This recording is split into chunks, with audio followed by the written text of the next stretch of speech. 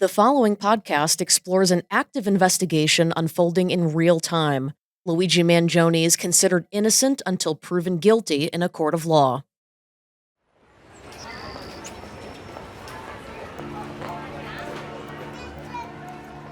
December 4th, 6:45 a.m.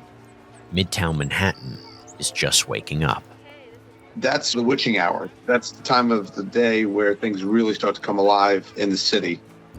The December air in New York City carries the crisp bite of winter as Brian Thompson, CEO of UnitedHealthcare, steps out of the Marriott Hotel on West 54th Street heading toward the Midtown Hilton on 6th Avenue, where the United Health Group annual investors meeting is about to kick off.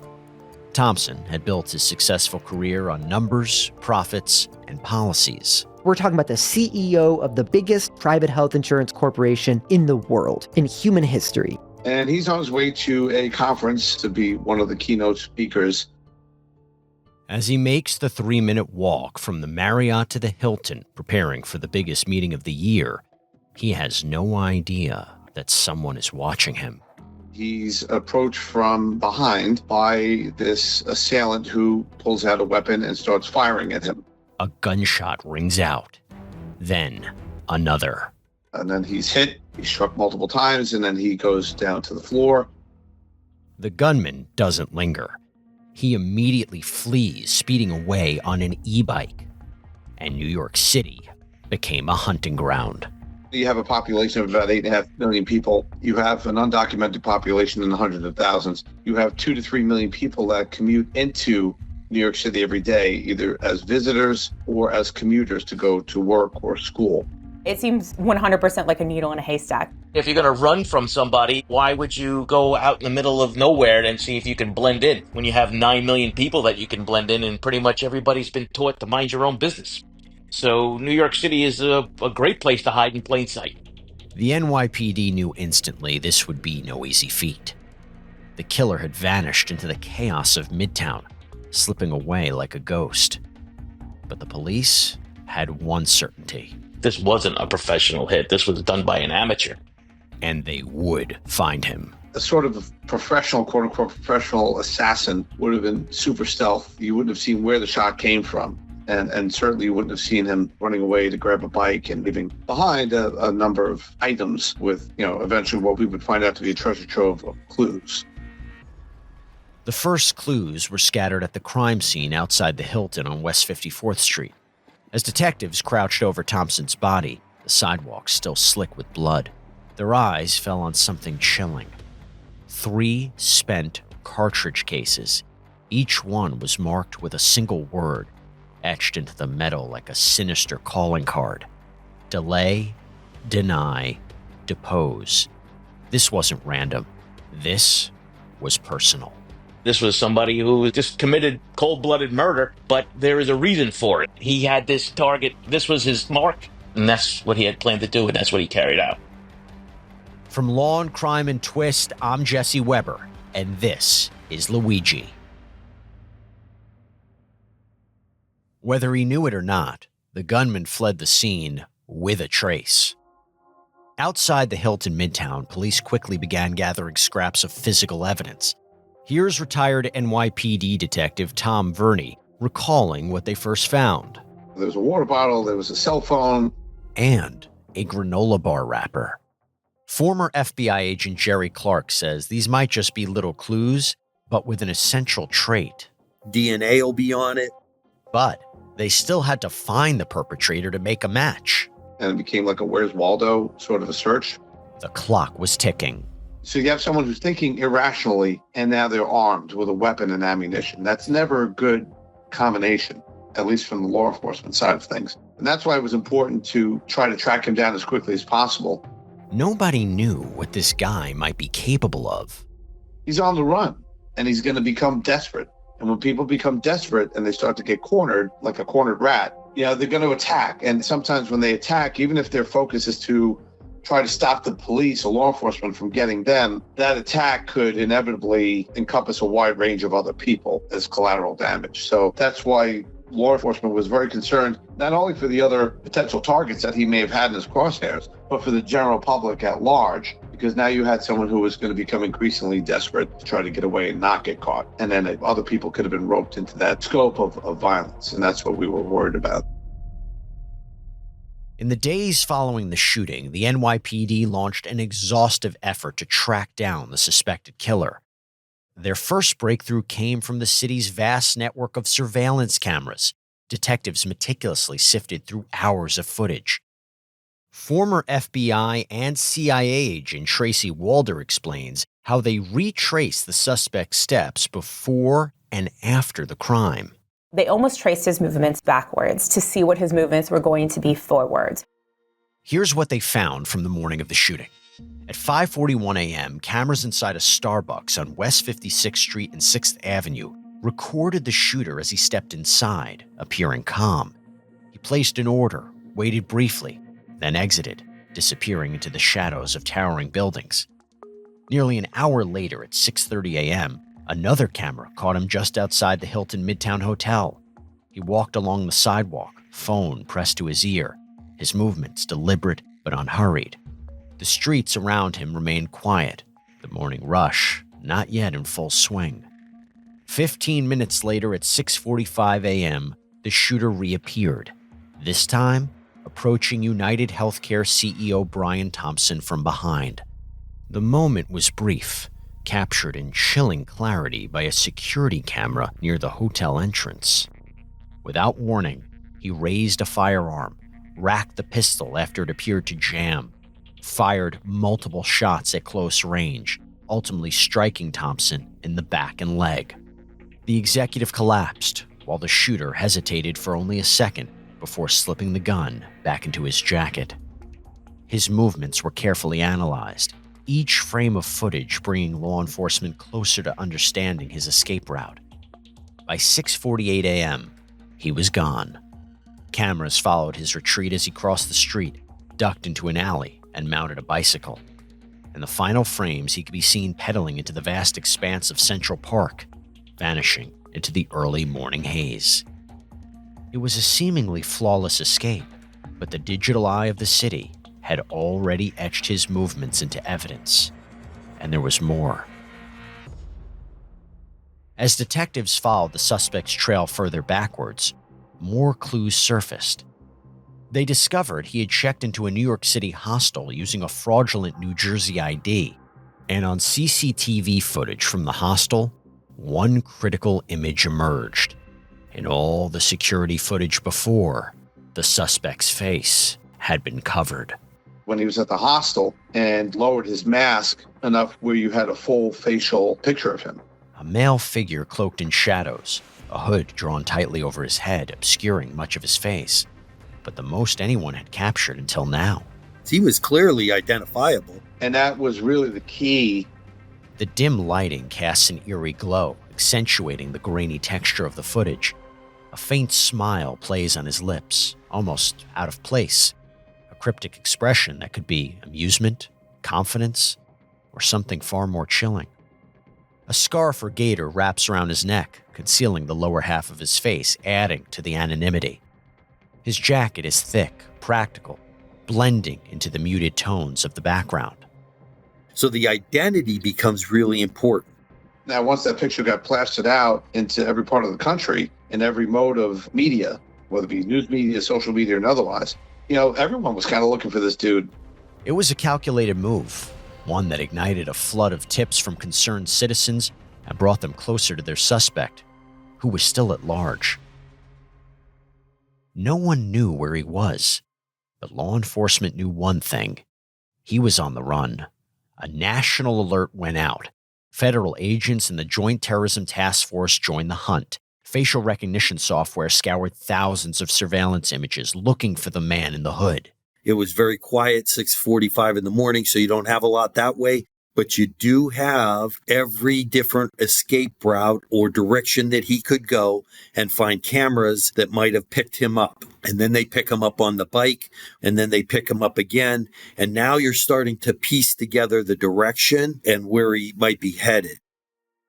At 6:56 a.m., he emerges from Central Park, riding swiftly into the waking city. The streets are beginning to stir, but he moves with purpose, weaving through the morning. By 6:58 a.m., surveillance cameras capture him at 85th Street and Columbus Avenue, still on the e-bike, cutting through the early rush with precision. But just 2 minutes later, at 7 a.m., he abandons the bike, now moving northbound on 86th Street on foot, blending into the flow of pedestrians. At 7:04 a.m., he hails a cab, slipping into the back seat. His escape is in motion.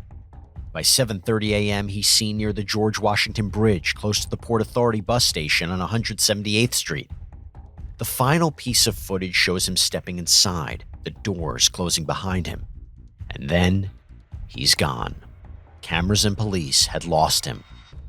But they did find another clue, deep in Central Park. While canvassing with drones, police noticed something out of place, a discarded backpack hastily hidden behind a pile of leaves. He just killed somebody. So you're going to absolutely search that bag. You're going to gain any evidence that's in it. You're going to utilize that evidence to attempt to find him, and certainly at trial to show his mind and his processes for the crime that he committed. Inside was a Tommy Hilfiger jacket and, bizarrely, a stack of Monopoly money. It was strange, almost taunting. Was this a message? A game? This early on in an investigation, those questions don't matter. There's always circumstantial evidence, but more importantly, it's the physical evidence that you really want, because you need something to tie someone directly to this event. And then, later on, if you can come up with a motivation, then that's always helpful too, right? That you're sort of connecting all these dots or connecting all these puzzle pieces to make the puzzle complete.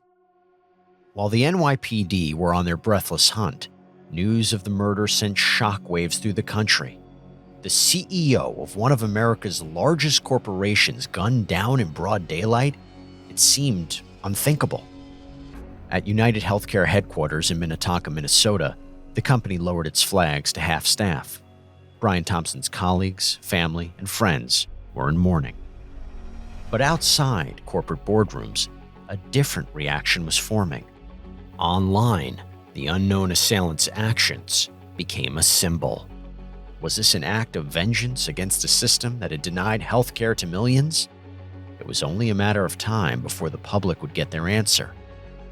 5 days later came the tip that cracked the case across state lines. Earlier this morning in Altoona, Pennsylvania, members of the Altoona Police Department arrested Luigi Mangione, a 26-year-old male, on firearms charges. At this time, he is believed to be our person of interest in the brazen, targeted murder of Brian Thompson, CEO of UnitedHealthcare, last Wednesday in Midtown Manhattan. Here's how it all went down. Remember that grainy photo from the hostel? This picture was obtained by the NYPD during one of their extensive video canvasses.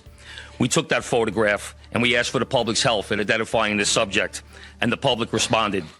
Hundreds of tips began to pour into our hotline. Each tip was investigated thoroughly, and we began to release additional photographs as they came into our possession. The NYPD provided these photos to numerous media outlets. Local, national, and international outlets released the photo via television, print, social media, and online content. And by December 9th, it had reached a customer at a McDonald's in Altoona, Pennsylvania, nearly 300 miles from the Hilton in Midtown Manhattan. Luckily, a citizen in Pennsylvania recognized our subject and called local law enforcement. Members of the Altoona Police Department responded to the call, and based on their investigation, they notified the NYPD. It was a customer who recognized him first. They had seen the news, the grainy security footage of the gunman walking away from the crime scene. It was something about the way he moved and his sharp but cautious eyes that triggered an instinct. He sat alone at a small table in the McDonald's, his laptop open beside a worn backpack. A medical mask covered the lower half of his face, a brown beanie pulled low over his head, and a dark jacket wrapped tightly around him. He seemed lost in thought, focused on his meal. Unbeknownst to him, the customer had alerted an employee whose fingers trembled as they dialed 911. And within minutes, unmarked police vehicles swarmed the parking lot, Officers moved in silently, their breath visible in the winter chill. They found the suspect calmly reading, unaware that his time was up.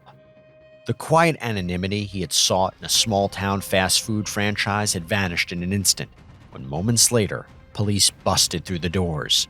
For days, their suspect had stayed ahead of them. He had moved carefully, covering his tracks, keeping low. But now, he had nowhere to go. When they finally took him down, there was no dramatic shootout, no last words, just the quiet click of handcuffs. A photo shared by the Pennsylvania State Police captured the scene. Mangione, with his blue mask dangling loosely from one ear, mid-bite into what looked like a hash brown. Officers quickly seized the backpack on his person. He's in possession of what's called a ghost gun, which is something you can literally download off the internet and then print out on a 3D printer. Its black polymer frame fitted with a metal slide. Alongside it lay a homemade suppressor and a loaded Glock magazine containing 6 9mm rounds, one of them a hollow point, designed to inflict maximum damage. And there was more. A falsified New Jersey driver's license under the name Mark Rosario hinted at an attempt to hide his true identity, the same alias he had used when checking into a New York City hostel before his arrest. A stash of cash totaling $10,000, including $2,000 in foreign currency, as if he had been perhaps preparing for a swift escape. A box of medical masks, a seemingly mundane detail, yet one that completed the picture of a man on the run. And a U.S. passport that confirmed his real name, Luigi Mangione. As investigators pieced together the evidence, it became clear. Mangione wasn't just another anonymous face in a fast food restaurant. He was the prime suspect in the murder of UnitedHealthcare CEO Brian Thompson, and the manhunt that had gripped the nation had finally come to an end. And to the authorities, this was definitely the guy they say shot Brian Thompson. They have him captured on film shooting another human being. Gobs of physical evidence that connect him to the actual crime. We have a weapon, we have ammunition, we have fingerprints on the weapon, we have fingerprints on a water bottle. The NYPD, working in lockstep with the FBI and the Manhattan District Attorney's Office, immediately dispatched detectives to Altoona. And so consequence becomes the biggest issue now for him. And for the American people, the unmasking of Luigi Mangione slowly began to expose another massive issue. On platforms like X, TikTok, and Reddit, initial reactions were a mix of shock, outrage, and conspiracy theories. Many were horrified by the apparent cold-blooded murder of a corporate executive in broad daylight, while others speculated about Mangione's alleged motives, digging through his digital footprint in search of clues. As more details about Mangione's background surfaced, including his criticisms of corporate greed and the healthcare industry, a segment of the internet began to lionize him.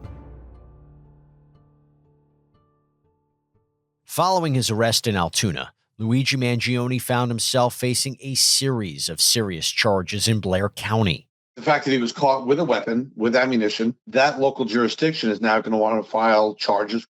Prosecutors wasted no time charging him with multiple offenses the day of his arrest, including carrying a firearm without a license, forgery, false identification to law enforcement, and possession of instruments of crime. Luigi Mangione's first appearance in Blair County Court on December 10, 2024, was anything but quiet. As he was led into the courthouse in Hollidaysburg wearing shackles and an orange jumpsuit, cameras flashed while reporters shouted questions. But it was Mangione's own voice that cut through the noise. Completely out of touch, and the info, the intelligence of the American people, and lived experience. He barked at the press, his frustration unmistakable. He carried himself with an air of defiance, but once inside the courtroom, his demeanor shifted. Seated before the judge, Mangione answered in short, clipped responses. His defense attorney, Thomas M. Dickey, leaned in often, the two whispering in hushed tones. Behind him, a row of NYPD officers sat like a wall of silent enforcers, their presence a reminder that New York was waiting. But getting him back to the Big Apple, Verney explains, that's where things get a bit more complicated. In order to bring him back to New York County, in New York City, you're going to have to extradite him. Now it just becomes sort of a bureaucratic red tape situation, right? His arraignment at the Blair County Courthouse was swift, and any hope of walking free while awaiting further proceedings was crushed when the judge denied bail. The real weight of the proceedings, however, lay in the extradition battle. Initially, he resisted extradition, forcing Pennsylvania and New York officials to coordinate on securing a governor's warrant. It just becomes more of an extra step or two because now we have to file a warrant for their arrest and potentially have the ability to cross state lines to go and get the person. Needless to say, they got that warrant in a snap. But just 10 days later, in a surprising turn on December 19, 2024, Mangione reversed course, waiving his right to an extradition hearing. His transfer was set in motion. After days of legal wrangling, he would be handed over to New York authorities, where he would face the most serious charges yet. And outside the courthouse in Blair County, the scene was just as tense. Protesters gathered, carrying signs that read "Free Luigi" and voicing their frustrations with the healthcare system, a system they believed had failed people like Mangione. He's awoken the people to a true issue. It's a predictable outcome of a violent system. Violence makes changes in American history. They chanted, their voices echoing off the courthouse walls as cameras captured every moment of the unfolding drama. The case had evolved beyond one man and one crime. It had become a symbol of something larger, a reflection of deeper societal struggles. As Mangione was led away under tight security, the questions remained. What had driven him to this point? And how would the story unfold once he faced trial in New York? As we allege, the defendant in that case brazenly shot Mr. Thompson twice in Midtown Manhattan. It was targeted, premeditated, and meant to sow terror. Accordingly, we charged him here in Manhattan earlier this week with murder in the first degree, among additional charges, which carry the maximum sentence of life without parole. This morning, the defendant waived extradition in Pennsylvania and was picked up and is in the process of being transported by the NYPD here to New York. I'll let the Southern District of New York speak for itself about their plans, but I do want to note that speaking generally, we've had state prosecutions and federal prosecutions proceed as parallel matters, and we're in conversations with our law enforcement counterparts. Upon his arrival in Brooklyn, he was immediately placed in the Metropolitan Detention Center, a stark new reality in a case that has already captured national attention. Now in New York, Mangione faced the full weight of the law, state charges of first-degree murder as an act of terrorism, and federal charges that included interstate stalking and murder with a firearm. The latter carried the most severe consequences, with the potential for the death penalty looming over him. Just before Christmas, the Manhattan Supreme Court was packed, buzzing with tension as Mangione entered in shackles. He wasn't slouched or defeated. Dressed in a maroon sweater over a white-collared shirt, tan khakis, and prison-issued orange shoes, he walked in scanning the room, a faint smirk tugging at the corners of his mouth. When the charges were read, first-degree murder, terrorism, he didn't flinch. His voice was steady, firm. Not guilty. Not guilty. A simple declaration, but one that sent murmurs rippling through the courtroom. His attorney, Karen Friedman-Agnifilo, wasted no time going on the offensive. She ripped into city officials. These federal and state prosecutors are coordinating with one another, but at the expense of him. They have conflicting theories in their indictments, and they're literally treating him like he is some sort of political fodder, like some sort of spectacle. He was on display for everyone to see in the biggest staged perp walk I've ever seen in my career. It was absolutely unnecessary. This is political theater, she argued, warning that the media circus threatened her client's right to a fair trial. He's not a symbol. He's somebody who is afforded the right to a fair trial. He's innocent until proven guilty, and we're going to fight these charges, whether it's in the state or federal, to the fullest extent. But the real show was outside. Hundreds of supporters had gathered, waving signs and chanting their battle cry.